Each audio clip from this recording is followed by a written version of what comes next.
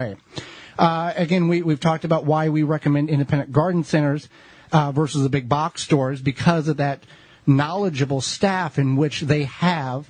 And here's the thing. If you go to an independent garden center, and Sarah has just started working there, Sarah may not know the answer to your question, but Sarah knows to get a hold of Beverly, and if Beverly doesn't know, she knows to get a hold of Roger. Somebody's got an answer for you.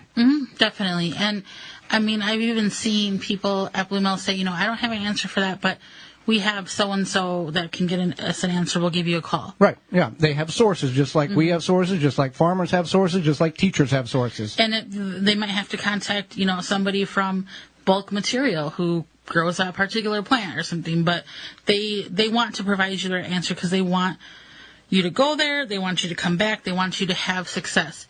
Jim in the paint aisle at the big box store doesn't care what happens to your plants once you leave. Now, just because you have an answer or you have a question and you Google it doesn't necessarily mean that is the right answer. So don't be afraid to ask those hard questions, because Google or Bing or Yahoo or whatever search engine you choose to go through, they'll provide an answer. It's not necessarily the right answer. It'll throw something up on the screen, but it may not be the correct information which you're trying to gather.